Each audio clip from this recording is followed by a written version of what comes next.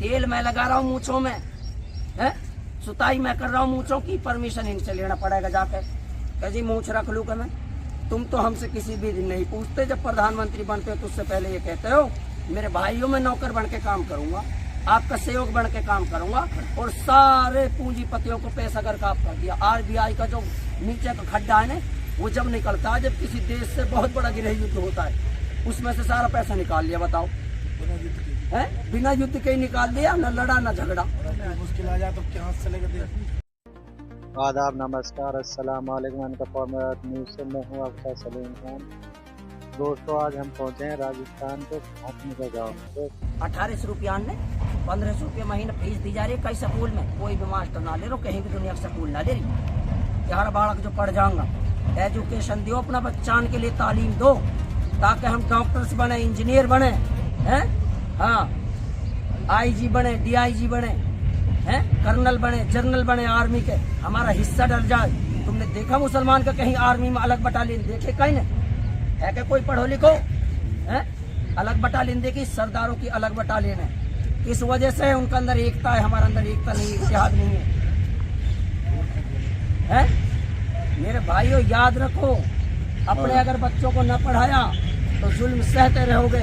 और ये संघ परिवार ने जो हमें टारगेट करके रखा है, इन आतंकियों ने, कल को तुम्हें जरा जरा की बातों पे, अब तो मुझे तो ऐसा लग रहा है कि मेरे भाई कुछ पता नहीं तेरी कब मौत हो जाए, कब गांव में आ जाए आतंकवादी। क्योंकि इन्होंने विदेशों में जो आतंक फैल रहा है ना, उसको भी फैल कर दिया मेरे भाइयों। 19 साल का हाफिज, वो हाफिज जुनैद साहब ट्रेन में मारा था उसको बेचारे को, है माह रमजान के महीने में। अल्लाह इसे जन्नत नसीब फरमाए।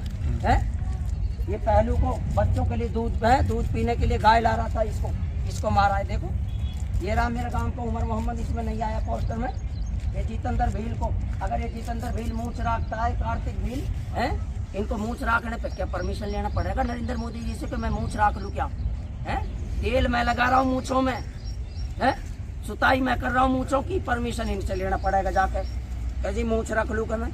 तुम तो हमसे किसी भी दिन नहीं पूछते, जब प्रधानमंत्री बनते हो तो उससे पहले ये कहते हो मेरे भाइयों में नौकर बन के काम करूंगा, आपका सहयोग बन के काम करूंगा, और सारे पूंजीपतियों को पैसा कर आप कर दिया। RBI का जो नीचे का खड्डा है ना, वो जब निकलता है, जब किसी देश से बहुत बड़ा गृह युद्ध होता है, उसमें से सारा पैसा निकाल लिया। बताओ, बिना युद्ध के ही निकाल दिया, न लड़ा न झगड़ा। मुश्किल आ जाए तो क्या चलेगा? अपनी जमीन दबवा दी सारी। तो मेरे भाइयों, इन्होंने देश को बर्बाद के कतार पे लाकर छोड़ रखा है। अब धक्का मारने की जरूरत है। मेहरबानी करके एकता दिखाएं, इत्तेहाद दिखाएं। हैं, हम इस देश के नागरिक हैं, अपने बच्चों को पढ़ाएं, एजुकेशन दें। हैं, हमारे यहाँ स्कूल नहीं थे पहले, अब तो स्कूल है ना। अरे सतवाड़ी से परली तरफ स्कूल है, तिलकपुरी से उर्ली तरफ स्कूल है, अपने बच्चों को दाखिल करो। फिरोजपुर झिरका में स्कूल है, कामा के अंदर स्कूल है, दाखिल करो अपने बच्चों को, पढ़ाओ। तुम्हारे बच्चों को आज इतना डर लग रहा है, नौजवानों को, यार धरना पे बैठ गए तो पुलिस पकड़ लेगी। कैसे पकड़ लेगी पुलिस? संविधान ने हमें राइट दिया है मेरे भाई, पुलिस नहीं पकड़ सकती। और पुलिस पकड़ती है तो उससे पहले ये कहेंगे कि संविधान को बंद कर दीजिए, कोर्ट कचहरी को बंद कर दीजिए, तब हमें पकड़िए यहाँ से, तब अरेस्ट कीजिए। जब संविधान नहीं रहेगा तो फिर धरना का भी वो नहीं रहेगा अधिकार। संविधान रहेगा तो धरना का भी अधिकार रहेगा।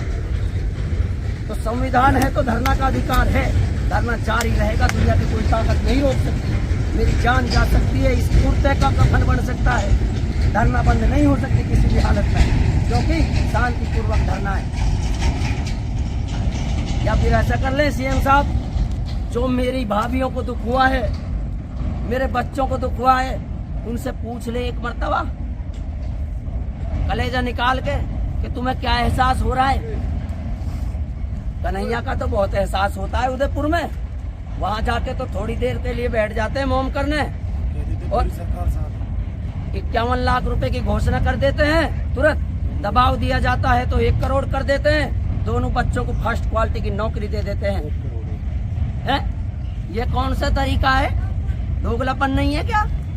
हमें नोटिस दिए जा रहे हैं, वहाँ मुलजिम नहीं मिल रहा, 302 का मुलजिम है नामजद, उस पर बात कर रहे हैं। CBI की फास्ट ट्रैक कोर्ट से मुकदमा चलेगा, CBI से नहीं चलेगा। हमने सब देख लिया, जो भी मामला था सारा देख लिया हमने। तुम्हारी CBI क्या करती है और तुम्हारी ED क्या करती है? तुम्हारी ED उसको दबाती है जो गरीब और मजलूम होता है, जो तुमसे सवाल करता है उसके ऊपर टिप्पणी डालते हो तुम।